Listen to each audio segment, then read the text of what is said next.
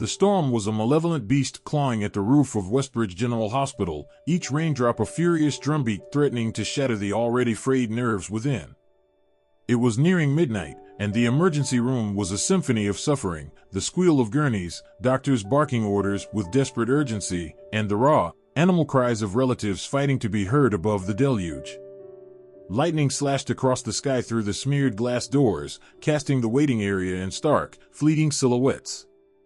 Amelia Bennett, a 26-year-old nurse clinging to the ragged edge of a double shift, felt every ache in her bones like a betrayal. 16 hours on her feet, tending to the broken, the feverish, the terrified. But exhaustion was a luxury she couldn't afford. She plastered on a professional smile, steeling herself for the next wave of arrivals. Her ponytail, usually a vibrant cascade, now hung limp, tendrils clinging to her forehead in the humid air that wrestled with the hospital's Arctic chill. Outside, an ambulance wailed, its crimson lights painting the flooded asphalt in grotesque patterns as paramedics wrestled yet another stretcher through the doors. Amelia darted between beds, a whirlwind of efficiency, adjusting 4 drips, taking blood pressures, whispering soothing words that often felt inadequate against the tide of pain. "Amelia!" Dr. Caldwell, his face a roadmap of worry, barked from across the chaotic corridor. "Potential cardiac case by the entrance. Go!" Her gaze snapped toward the entryway. Huddled against the wall, soaked to the marrow, was a man. He was a figure sculpted from shadows and rain, his ragged clothes clinging to him like a second skin. He looked to be in his mid-30s, his hair plastered to his gaunt face, rivulets of water carving paths down his cheeks. One hand clutched desperately at his chest. Carol, another nurse, her face twisted with disdain, shot the man a withering look. "Another homeless guy," she hissed, loud enough for Amelia to hear, her eyes rolling. "Probably just wants a warm bed for the night." A surge of anger, hot and righteous, flared within Amelia. "He's a patient," she retorted, her voice sharp with conviction. "I'll handle this." Without waiting for a response, she moved swiftly, her worn sneakers squeaking on the linoleum. Up close, the man's lips were tinged a disturbing blue. His eyes, wide and dilated with pain, held a silent plea. Amelia knelt beside him, the cold, dirty water instantly seeping into her scrubs. "Sir? Can you breathe?" Her voice was calm, measured, despite the tremor in her weary limbs. "Are you feeling pain anywhere besides your chest?" He tried to speak, but only a strangled groan escaped his lips, a sound laced with pure agony. Amelia carefully gripped his arm, the touch sending a jolt of cold through her. "Let's get you inside." Dr. Caldwell and Carol exchanged a look that spoke volumes of skepticism, but Amelia ignored them. Adrenaline, the lifeblood of every ER nurse, coursed through her veins, pushing back the fatigue. She helped the man into a wheelchair, the simple act requiring every ounce of her strength. Navigating the throng of suffering humanity, she found an empty exam bay and yanked the curtain closed, creating a small island of privacy in the overwhelming chaos. Lightning flashed through the high window, illuminating the man's face in stark, fleeting bursts, revealing the lines of pain etched deep around his eyes and mouth. Amelia grabbed a clean towel, pressing it gently against his sodden hair and shivering shoulders. "My name is Amelia Bennett," she said softly, her voice a balm against the storm. "I'm a nurse here, and I want to help you." The man shivered violently, exhaling a ragged, tremulous breath. "Thank you," he managed, his voice raw and strained. At that moment, a dismissive voice sliced through the thin curtain. "Amelia, leave him. We're too busy for freeloaders tonight." It was a colleague, her scorn palpable. Amelia's cheeks burned with indignation. She looped her stethoscope around her neck, ignoring the noise. She'd seen too many patients turned away, overlooked because they didn't fit a convenient mold, because they were deemed less worthy of care. "It's all right," she reassured the man, her voice firm but gentle. "We'll figure out what's causing this." Amelia placed the cold stethoscope against his chest. The sounds she heard were alarming, a rapid, uneven heartbeat, but no distinctive signs of a life-threatening condition. Next, she gently took his hand to measure his pulse.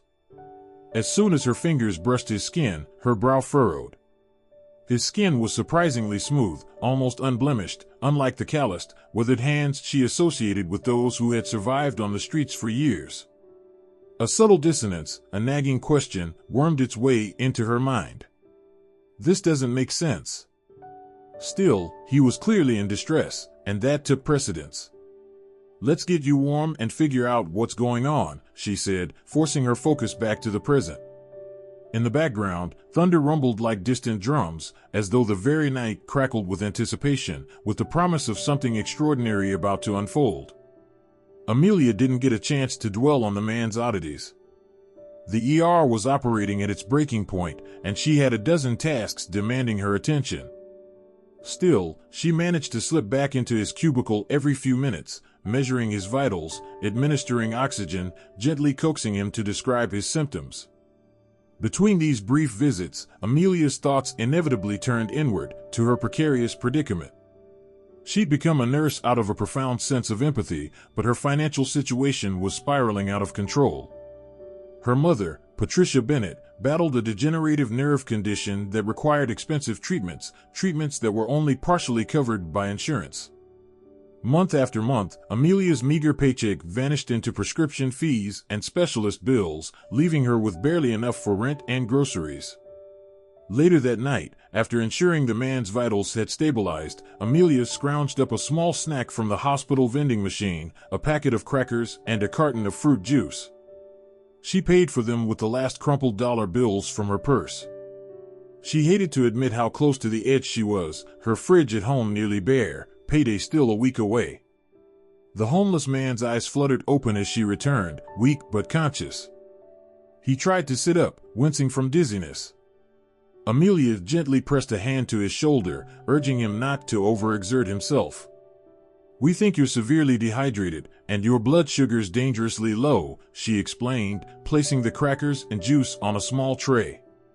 "This should help, at least for tonight." His gaze flickered between the meager offering and Amelia's tired yet compassionate face. He swallowed hard, words catching in his throat. "Thank you." She helped him sip the juice, and in that moment, she realized something else about him. Despite his exhaustion and tattered appearance, there was a dignity in the way he held himself, a certain careful articulation in his voice that seemed jarringly at odds with his ragged attire. Still, it wasn't her place to pry.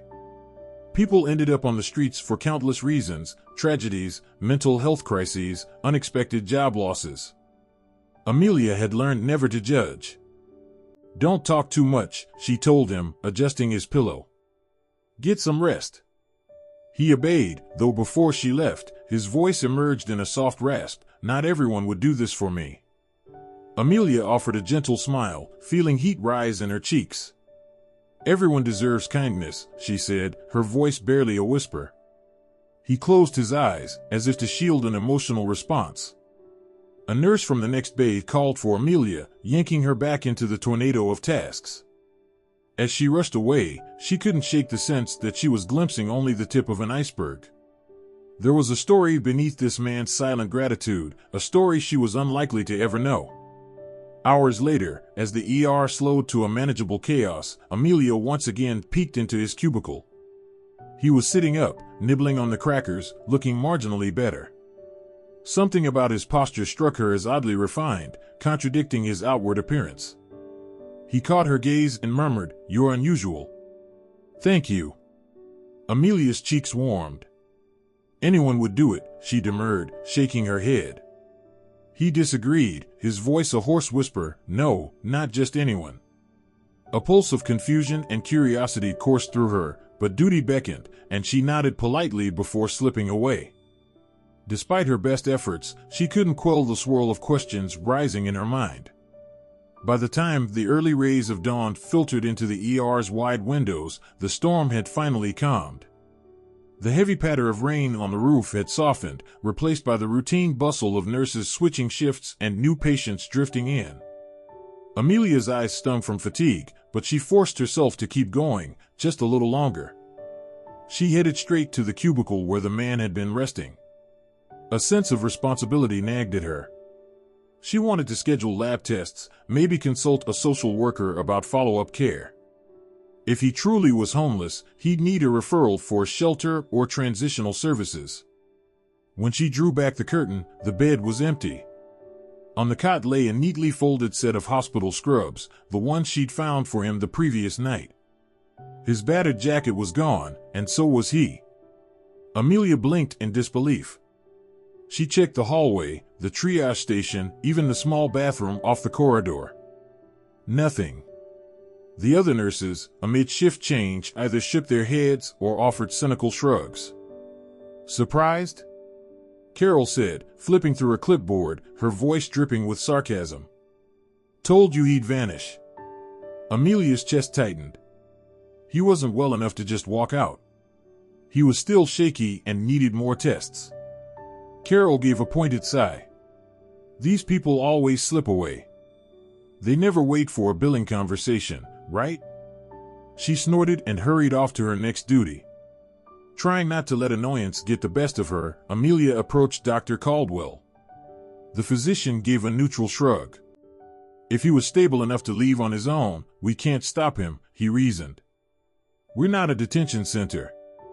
Though technically correct, the nonchalance infuriated Amelia. She felt strangely protective of the man, whose name she didn't even know. Why would he just slip out without saying goodbye, or at least letting me do a final check?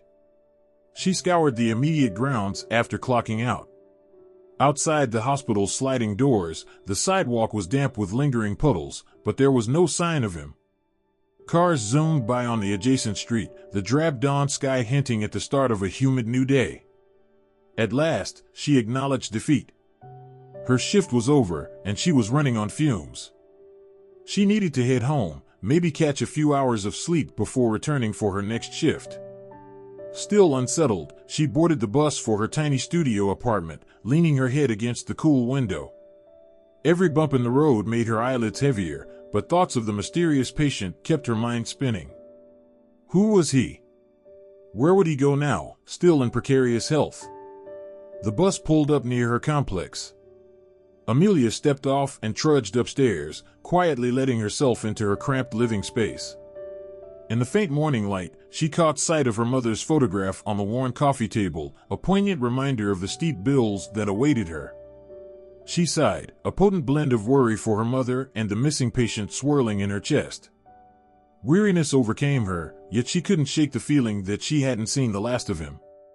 Part of her felt foolish for hoping. Still, as she collapsed onto her bed, she whispered a silent prayer for his safety and for the strength to keep going.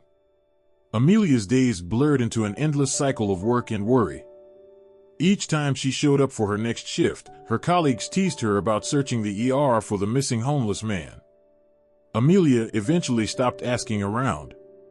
It was clear he was long gone, yet in odd, quiet moments, she found herself glancing at the entrance, half expecting him to reappear. Outside of work, her situation teetered toward crisis. Between rent, groceries, and her mother's escalating medical bills, Amelia's paycheck vanished with alarming speed. Patricia Bennett, Amelia's mother, had been a pillar of strength when Amelia decided to pursue nursing, but now, Patricia's degenerative condition confined her mostly to bed. Amelia took on extra shifts, 2, sometimes 3 a week, to afford the experimental therapies Patricia needed. An additional blow came 3 weeks after the man's disappearance. Amelia made a minor documentation error in a patient chart. Under normal circumstances, it would have been a simple correction, but the hospital administration had recently adopted a zero-tolerance policy for medical record mistakes, anxious about lawsuits. The decision was swift, a formal reprimand and a temporary pay cut. The day Amelia received the news, she was on a short break in the staff cafeteria. Sinking onto a plastic chair, she stared in dismay at the HR memo in her hands. A coworker, Nurse Celeste, tentatively patted her shoulder. "I'm sorry, Amelia. They're cracking down. It's so unfair." Tears pricked Amelia's eyes. This pay cut meant she would barely cover half her mother's monthly medication. She'd have to choose which treatment Patricia could skip, a heart-wrenching compromise. As if on cue, her phone buzzed. She saw Garrett's name flash on the screen. Dr. Garrett Chambers, her ex-boyfriend. She hesitated, then answered, bracing herself for whatever he wanted. "Amelia," he said, his tone cool but purposeful. "We need to talk. Meet me outside the staff entrance in 10 minutes. She couldn't fathom what possibly warranted a face-to-face meeting. He's probably heard about my pay cut, she thought sourly. Sure enough, when she met him by the rear exit, his expression was a mix of smugness and contrived sympathy. Garrett, a surgical resident from a wealthy family, had once dazzled Amelia with his intellect and ambition, but over time, she discovered a controlling, elitist streak in him. They'd broken up half a year ago, though he still sometimes acted as if they were involved. "How are things?" he asked, feigning concern as he leaned against his luxury car in the staff parking lot. Amelia folded her arms. "I'm managing." He gave a pitying chuckle. "Heard about your pay cut. This hospital can be rough, especially if you lack certain advantages." He gestured at his car, an understated symbol of privilege. "If your finances are in shambles, I'm willing to help." She eyed him, suspicion mounting. Garrett's brand of help always came with strings attached. "What's the catch?" He shrugged, stepping closer, invading her personal space. "Come back to me, Amelia. We were good together. My family has connections. My father's on the hospital board. We could get your mother into better facilities, better specialists. She'd receive top-tier care." Amelia's stomach twisted. Once, she might have been swayed by the promise of security for her mom, but she recalled how Garrett manipulated situations to get his way, how he subtly demeaned her efforts. She forced a calm tone. "I'm not for sale, Garrett. I'll handle my mom's care on my own." He laughed, but there was no humor in it. "On your own? With your pay cut? You're fooling yourself. And who do you expect to bail you out? Some random homeless man from the ER?" His words cut deeper than she'd anticipated, reminding her of the stranger who had vanished. Fury burned in her chest. She turned on her heel, refusing to dignify his taunt with a response. Before she walked away completely, Garrett called after her, his voice echoing in the dark parking lot, "You're making a huge mistake, Amelia. Pride won't pay the bills." She hurried inside, tears pricking at her eyes, half from anger, half from the hopelessness of her situation. That night, after her shift ended, she had to face her mother's worried questions about finances. Patricia, noticing Amelia's distress, apologized repeatedly for being a burden. Amelia held her mother's hands, insisting none of this was Patricia's fault. But in the privacy of her small bedroom, Amelia stared at the mounting medical bills scattered over her desk. She felt cornered, with no obvious escape. For an instant, her mind flitted to the memory of the mysterious man's gentle eyes, that fleeting sense of calm and gratitude he'd shown her. Why am I even thinking about him? She chided herself. He can't solve my problems. Yet some small, irrational part of her couldn't help but wish that a miracle would come from the same place she'd once offered kindness. A bleak week passed. Amelia lived on instant noodles and extra coffee, pushing herself to the brink as she continued picking up additional shifts to fill the gap from her reduced pay. Each day felt heavier than the last. Her mother's condition seemed stable, but the bills piled up like a relentless tide. One chilly morning, Amelia woke before dawn, having slept barely 3 hours after her late shift. She pulled on a threadbare sweater and trudged to the apartment's front door to retrieve the mail. The hallway was dimly lit, the overhead fluorescent flickering as usual. A small stack of envelopes lay on the ground, mostly junk mail, a few medical statements. With a weary sigh, she gathered them and closed the door. As she leafed through them at the kitchen table, a plain, nondescript envelope caught her eye. No return address, just her name typed on the front, Amelia Bennett. Her brow furrowed. She carefully opened it, her heart pounding in quiet apprehension. Inside was a single slip of paper, what looked like a cashier's check for $50,000. A typed note accompanied it, "For your mother's care. Thank you for your kindness." A friend. Amelia's gasp broke the early morning silence. She stared at the check, her brain scrambling to process what she was seeing. $50,000? That was more than she made in a year. Her heart hammered as she flipped the paper over, looking for any sign of forgery or a catch. It bore all the hallmarks of a legitimate cashier's check, drawn from a reputable bank. She read the note a second, then a third time. A friend? Who on earth could afford such generosity? Garrett's arrogance flashed through her mind, but the typed words didn't resemble his style at all. He would have gloated or demanded a personal meeting. And there was no reason for the hospital to give her such a sum out of nowhere. Trembling, she called the bank's helpline. The representative confirmed that the check was indeed real and valid. Amelia's breath left her in a rush, and tears gathered in her eyes. She thought about her mother, the mounting bills, and the sense of desperation that had weighed on her for months. Suddenly, an impossible weight had been lifted, if she dared to accept it. She sat stunned for several minutes, waves of gratitude and suspicion mingling. Could this be from that mysterious man? It seemed absurd, yet her mind couldn't help but recall his smooth hands, his oddly dignified bearing. "Thank you for your kindness," the words echoed the same gratitude he'd shown in the ER. A swirl of emotions engulfed her, relief, joy, disbelief.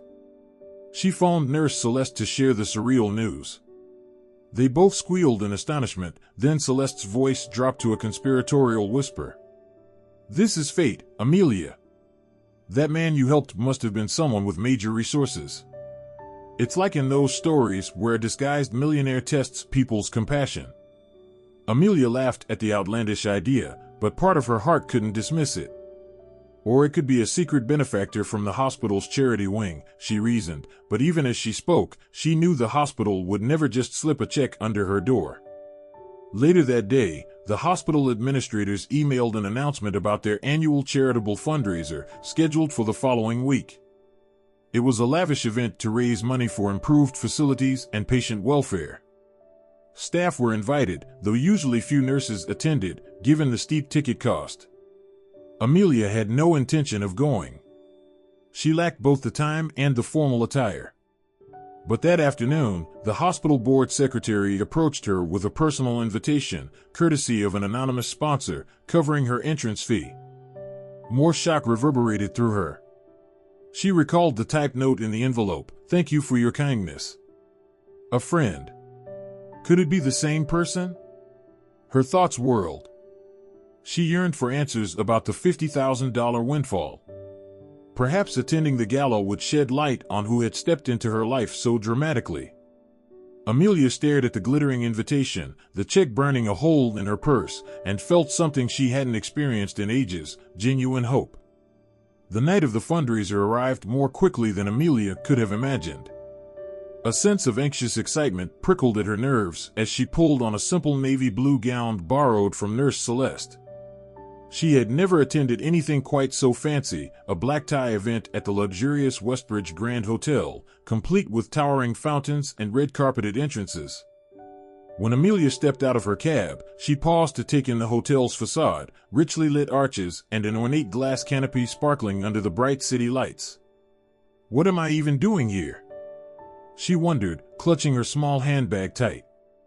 She swallowed her nerves and followed the line of elegant doctors, board members, and philanthropic donors streaming inside. In the lobby, orchestral music played softly from a string quartet. A reception table offered name badges. Amelia Bennett, RN, read the tidy lettering on her tag. She accepted it with a stiff smile, her heart pounding at the thought of possibly encountering the mysterious friend who had sent that life-changing check. Servers in crisp uniforms meandered through the crowd with silver trays of champagne flutes and delicate hors d'oeuvres. Amelia caught glimpses of hospital bigwigs. She recognized Dr. Caldwell conversing with the CFO, and she saw Garrett leaning against a marble pillar, scanning the crowd. He glanced her way, eyebrows shooting up in surprise. She quickly looked away, not wanting another confrontation.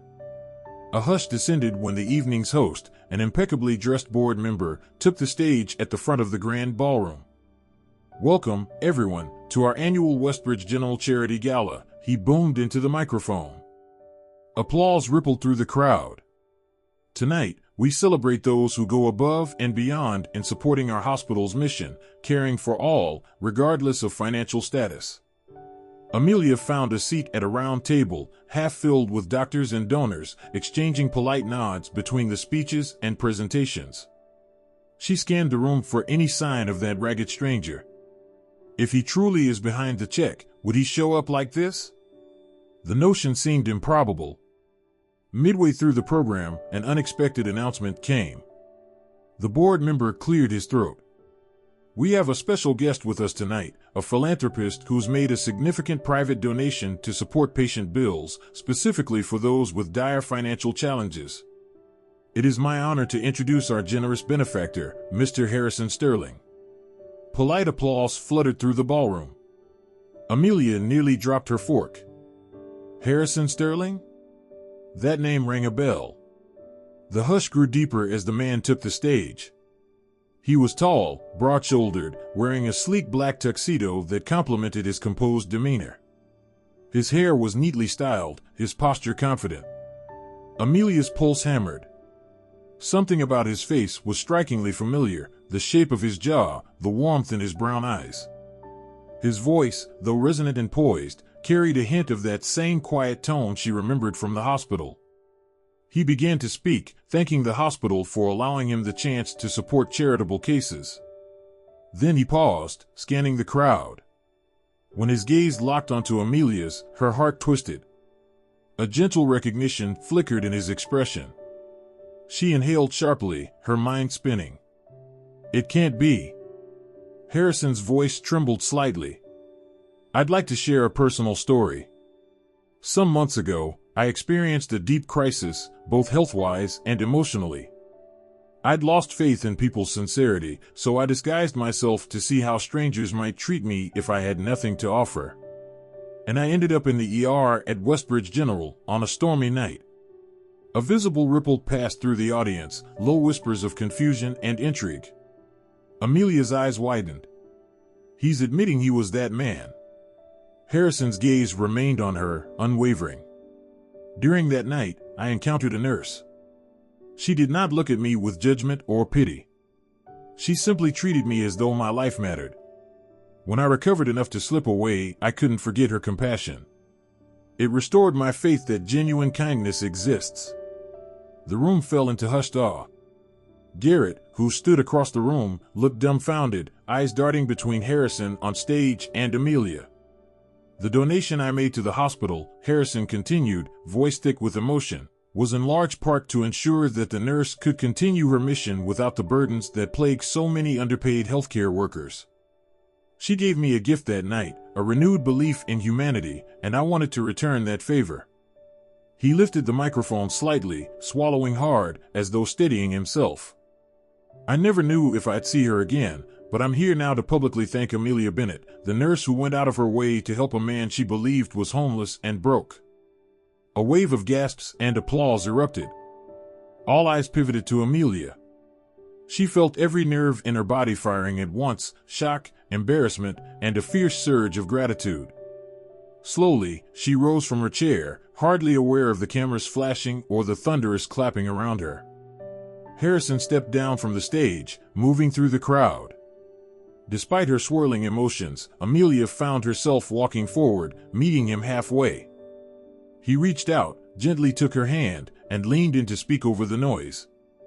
"I never got to thank you properly," he murmured, his voice low and sincere.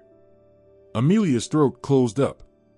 She stared at this man, no longer in rags, but with the same eyes, the same quiet dignity.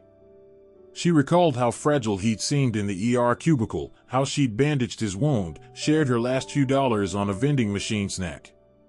She could hardly believe the transformation, yet here he was, gazing at her with genuine warmth amidst a sea of astonished onlookers. And though confusion whirled in her mind, a sense of profound relief and wonder spread through her chest.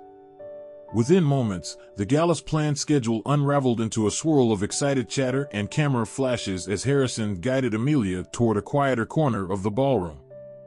Hospital administrators approached, shaking his hand and offering thanks. He responded graciously, but his attention rested on the stunned nurse at his side. She managed to whisper, mind still reeling, Harrison Sterling, you're the... He gave a small nod, looking almost apologetic. I had to test the sincerity of those around me. It's complicated. Amelia could hardly speak. I don't understand. You're a millionaire. But that night I was in the midst of my crisis, Harrison explained, voice tight with emotion. I lost someone close to me about a year ago. The circumstances made me question everyone's motives, my so-called friends, business partners.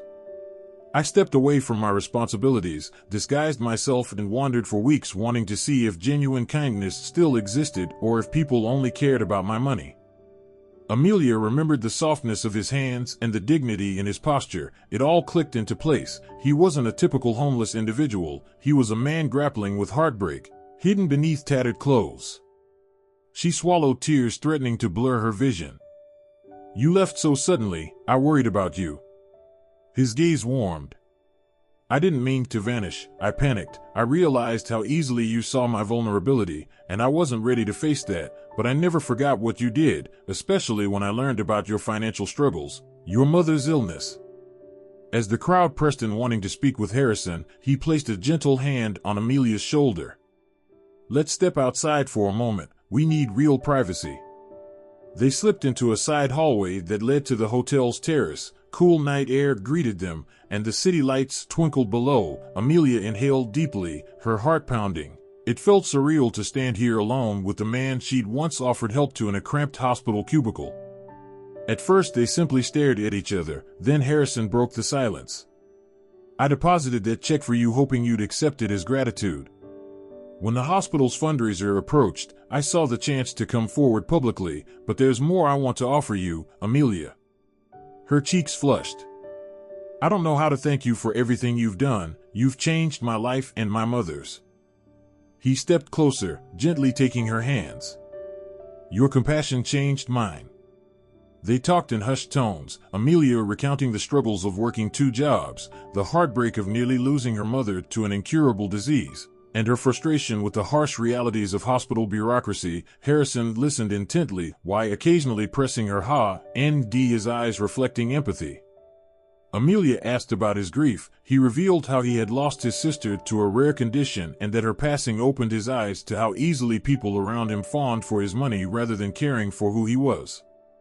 That disillusionment drove him to test humanity by living in disguise.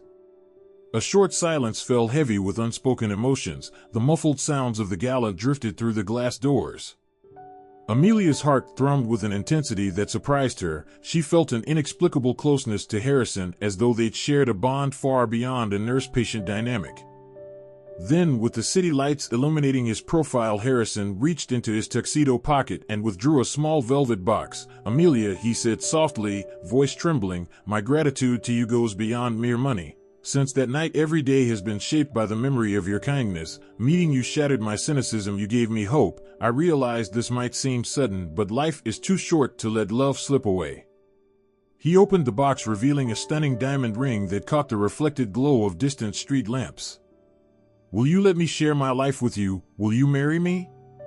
Amelia's breath caught in her throat. Tears welled in her eyes, and for an instant the only sound was the distant hum of traffic and the soft music from the ballroom. Part of her mind screamed that this was absurdly fast. They'd only truly spent 1 night in each other's orbit, but another part recalled how she had risked her meager resources for him without hesitation, and how deeply he had impacted her life in return. She pressed a trembling hand to her mouth. Harrison, I'm overwhelmed. This is so sudden. I barely know you, and yet. He stood here, his gaze unwavering. I know I don't want you to feel pressured. I only want you to know the depth of my feeling. If your answer is no, I'll respect that, but I had to tell you. Emotion coursed through Amelia. She thought of her mother now receiving the best care possible, of her battered finances salvaged by his gift, of the sincerity in his eyes when he admitted his heartbreak. A swirl of reason and emotion tangled in her mind. Drawing a shaky breath, she gently covered the ring with her hand, not rejecting it but not quite placing it on her finger either. Can I have time to think? A look of deep relief crossed Harrison's face as if fearing outright refusal. "Of course, take all the time you need. My feelings won't change." They stood there for a moment, hands entwined, the ring glimmering in the space between them. Amelia's heart was torn between caution and an undeniable pull toward the man who had so drastically entered her life. Amelia returned home from the gala that night in a daze, her mind too abuzz for sleep. She placed the velvet box carefully in a drawer next to the precious cashier's check that had rescued her family from financial ruin. For the next few days, she navigated a real limbo, fulfilling her nursing duties at the hospital while also spending her off hours meeting Harrison in quieter, more personal settings away from prying eyes. Their conversations grew increasingly intimate. Harrison shared the stories of his childhood, his family's philanthropic legacy, and how wealth had become both a blessing and a barrier. Amelia talked about her father's passing when she was young, her decision to pursue nursing to help others, and the heartbreak of watching her mother's health deteriorate without adequate funds. People at the hospital buzzed with rumors, word traveled fast. Some staff gossiped that Amelia was only in it for them, money, while others remembered her generosity, championed the love story with excitement. Garrett avoided Amelia altogether, humiliated by Harrison's presence and overshadowed by a far more sincere show of support. Eventually, Amelia introduced Harrison to Patricia Bennett. Seeing him in the modest living room of her small apartment was both jarring and heartwarming. The elegant millionaire removing his expensive shoes at the door, humbly greeting Amelia's ailing mother with a bouquet of bright flowers. Patricia, propped up on the couch with pillows, beamed at him. "You're the one who saved us from those bills?" she asked, tears in her eyes. Harrison simply took Patricia's hand. "Your daughter saved me first in ways I can never fully repay." Amelia watched as Patricia peppered him with questions about his life, occasionally admonishing him to sit down and not F, as a soft warmth spread through Amelia's chest. "He's so genuine with her." Over time, Amelia couldn't ignore how deeply she and Harrison connected. Though they came from vastly different worlds, they shared a passion for caring about those in need. Harrison even proposed establishing a charitable organization that would provide free or subsidized treatment for homeless patients, an initiative inspired by Amelia's unwavering compassion that fateful night. One sunny afternoon, as they strolled through a local park, Harrison paused by a rose garden in full bloom. He turned to Amelia, the sunlight catching the gentle flecks of gold in his brown eyes. "I asked you a question that night about whether you'd marry me," he said quietly. "I don't want to pressure you, but I need to know if there's hope." A tender smile curved Amelia's lips. She recalled the swirl of emotions that had overwhelmed her at the gala now after spending time with him, truly getting to know his heart. She felt a steady certainty blossoming in her chest. She retrieved the small velvet box from her purse and opened it. The ring sparkled, reflecting the warm glow of the afternoon sun. "I've thought so much about this," she whispered, tears pricking her eyes again. "Part of me was afraid of what people would think or that our differences were too great, but I don't care anymore. I love who you are, Harrison, not what you have." He exhaled a breath he'd been holding, releasing relief washing over his face. "Amelia?" She nodded, slipping the ring onto her finger. "Yes, I'll marry you." Laughter and tears mingled as Harrison swept her into a hug, the rose garden sweet fragrance enveloping them. In that moment, any last traces of doubt dissolved. Shortly thereafter, they announced their engagement, and together they founded a charity to aid patients facing financial hardship, mirroring the life-changing generosity Amelia and her mother had received at the hospital. Amelia's co-workers eventually rallied around many moved by her sincerity and the couple's philanthropic vision. On a crisp autumn evening, Amelia and Harrison wed in a small but joyful ceremony. Patricia, brighter than she had in years, walked Amelia down the aisle with the aid of a sturdy cane. Only a handful of close friends and family gathered under an arbor draped in flowers as they exchanged vows. Amelia felt the resonance of every challenge and every act of kindness that had led them here, bound together by compassion, renewed faith, and an unwavering belief in the power of love.